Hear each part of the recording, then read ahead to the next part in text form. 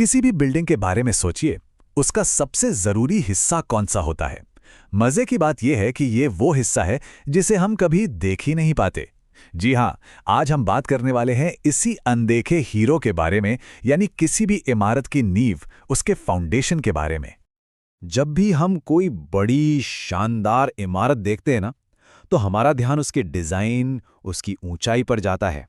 हम उसकी तारीफ करते हैं, पर हर इमारत का एक राज होता है, एक ऐसी ताकत जो जमीन के नीचे छिपी है, जो उसे संभाले हुए है। तो फिर सवाल वही है, किसी भी बिल्डिंग का सबसे अहम हिस्सा क्या है? क्या वो उसकी दीवारें हैं, छत है, या फिर कुछ और? सोचिए, ऐसा क्या है जिसके बिना कोई ढांचा, कोई स्ट्रक्चर खड़ा ही नहीं रह सकता? इसका जवाब है वो हिस्सा जो हमें कभी नहीं दिखता, यानी उसकी नींव, उसका फाउंडेशन। यही वो बुनियाद है जो पूरी बिल्डिंग का बोझ उठाती है, लेकिन हमेशा हमारी नजरों से दूर रहती है। तो ये नींव होती क्या है? अगर हम इसे टेक्निकली समझें तो फाउंडेशन एक तरह से एक पुल का काम करता है। ये इमारत के पूरे लोड को, मतलब बिल्डिंग का अपना वजन, उसमें रहने वाले लोग, फर्नीचर, यहां तक कि बर्फ का वजन भी, इन सबको सेफली, सुरक्षित तरीके से नीचे जमीन या मिट्टी तक पहुंचाता है। तो चलिए अब जरा और गहराई में चलते हैं और समझते हैं कि ये नींव आखिर करती क्या क्या है। हो सकता है हमें लगे कि इसका काम सिर्फ बिल्डिंग को सीधा खड़ा रखना है, पर नहीं, इसके काम इससे कई ज्यादा हैं और यही चीजें इसे असली हीरो बनाती हैं। देखिए, इसका सबसे पहला और जरूरी काम है लोड की इंटेंसिटी को कम करना। अब इस सुनने में थोड़ा टेक्निकल लगता है, पर है बड़ा सिंपल। सोचिए, जैसे कोई बर्फ पर चलने के लिए स्नो शू पहनता है। वो क्या करता है? वो इंसान के वजन को एक बड़े एरिया में फैला देता है, ताकि पैर बर्फ में धंसे नहीं। बिल्कुल, नींव भी यही करती है। वो पूरी बिल्डिंग के वजन को एक बड़े एरिया में फैला देती है। और क्या करती है? ये लोड को बराबर बराबर बांटती है, एक लेवल सरफेस देती है जिस पर बिल्डिंग बन सके, और बिल्डिंग को हवा और भूकंप जैसी ताकतों से बचाकर जमीन में एंकर करके रखती है, मतलब जकड़ कर रखती है। और अगर मान लीजिए नींव अपना काम ठीक से न करे तो क्या होगा? नतीजा बहुत खतरनाक हो सकता है।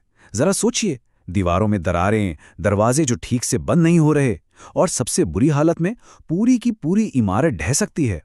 बस यहीं पर हमें नींव की असली कीमत समझ में आती है। तो ठीक है, ये तो समझ आ गया कि नींव कितनी जरूरी है, पर इंजीनियर्स ये फैसला कैसे करते हैं कि कौन सी नींव सही रहेगी? अच्छा, उनके पास एक तरह का टूल किट होता है, और इस टूल किट में मोटे तौर पर दो तरह के औजार, मतलब दो तरह की नींव होती हैं। एक है शैलो फाउंडेशन, यानी उथली नींव, और दूसरी है डीप फाउंडेशन, यानी गहरी नींव। चलिए इन दोनों को समझते हैं। तो इन दोनों में फर्क क्या है? देखिए, एक बहुत ही सीधा सा नियम है। अगर नींव की गहराई उसकी चौड़ाई से कम या बराबर हो, तो उसे हम शैलो या उथली नींव कहते हैं।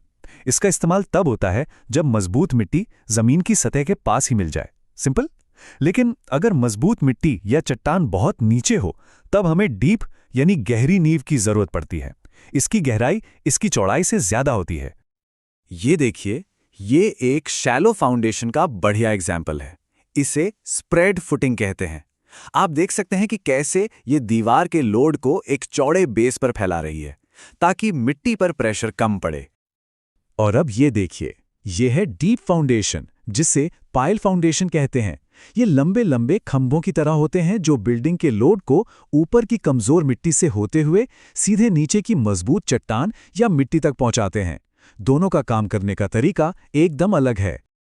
तो हमने नींव के दो बड़े परिवारों के बारे में तो जान लिया, शैलो और डीप। पर असली सवाल तो अब आता है, इंजीनियर्स को यह कैसे पता चलता है कि जमीन के नीचे है क्या? मतलब कौन सी नींव चुननी है, इसका फैसला कैसे होता है? बिल्कुल, और ये बहुत जरूरी सवाल है। इसका जवाब जानने के लिए इंजीनियर्स को एक तरह से जासूस बनना पड़ता है। उन्हें जमीन के राज खोलने पड़ते हैं, और इस जासूसी का ऑफिशियल नाम है साइट इन्वेस्टिगेशन। तो कंस्ट्रक्शन शुरू होने से भी पहले साइट एक्सप्लोरेशन होता है। इसका सीधा सा मकसद है ये पता लगाना कि भाई कौन सी नींव बेस्ट रहेगी, यहाँ की मिट्टी कितना लोड झेल सकती है, जमीन के नीचे पानी तो नहीं है, या फिर कंस्ट्रक्शन के टाइम कोई और दिक्कत तो नहीं आएगी। मतलब हर चीज पहले से जान लेना। तो सवाल ये है कि कितनी गहराई तक खुदाई करके जांच की जाए। इसका एक थंब रूल है। जितनी चौड़ी बिल्डिंग बनाने का प्लान है उसकी चौड़ाई का लगभग 1.5 से 2 गुना नीचे तक जांच की जाती है। इसी को सिग्निफिकेंट डेप्थ कहते हैं। मतलब अगर कोई बहुत चौड़ी इमारत बन रही है तो इंजीनियर सिर्फ ऊपर ऊपर की मिट्टी नहीं देखते, वो कई मंजिल नीचे तक की मिट्टी की पूरी कुंडली निकाल लेते हैं। और इस जांच का एक सबसे सीधा तरीका है ट्रायल पिट खोदना। मतलब एक गड्ढा खोदा जाता है। इससे फायदा ये होता है कि इंजीनियर्स अपनी आंखों से मिट्टी की अलग अलग परतें देख पाते हैं और टेस्टिंग के लिए वहां से सीधे सैंपल भी ले सकते हैं। ठीक है, तो जांच हो गई। इंजीनियर्स को पता चल गया कि जमीन के नीचे किस किस तरह की मिट्टी है। अब आता है सबसे बड़ा टेस्ट, सबसे बड़ा सवाल। क्या ये मिट्टी हमारी बिल्डिंग का वजन सेफली उठा भी पाएगी या नहीं? और इसी सवाल का जवाब हमें मिलता है बेयरिंग कैपेसिटी से। हिंदी में कहें तो भार वहन क्षमता। सीधे शब्दों में कहें तो ये मिट्टी की ताकत है। मतलब वो मैक्सिमम प्रेशर जो मिट्टी बिना फेल हुए, बिना धंसे झेल सकती है। और ये नंबर किसी भी फाउंडेशन डिजाइन के लिए सबसे जरूरी होता है। लेकिन यहाँ एक बहुत ही मजेदार बात है। इंजीनियर्स कभी भी मिट्टी की 100% ताकत का इस्तेमाल नहीं करते। वो मिट्टी की जो अल्टीमेट बियरिंग कैपेसिटी होती है, मतलब वो पॉइंट जहां मिट्टी फेल हो जाएगी, उसे एक फैक्टर ऑफ सेफ्टी से डिवाइड करते हैं, जो कि आमतौर पर 2 या 3 होता है। ये बिल्कुल वैसा ही है जैसे किसी लिफ्ट की कैपेसिटी अगर 10 लोगों की है तो उस पर लिखा होता है 5 लोग, ताकि हमेशा सेफ्टी बनी रहे। इसी तरह फाउंडेशन पर उसकी असली ताकत से बहुत कम लोड डाला जाता है। तो ये सेफ बेयरिंग कैपेसिटी पता कैसे करते हैं? इसके भी कई तरीके हैं। कुछ एनालिटिकल मेथड्स होते हैं जिनमें मिट्टी की प्रॉपर्टीज के हिसाब से कैलकुलेशन की जाती है।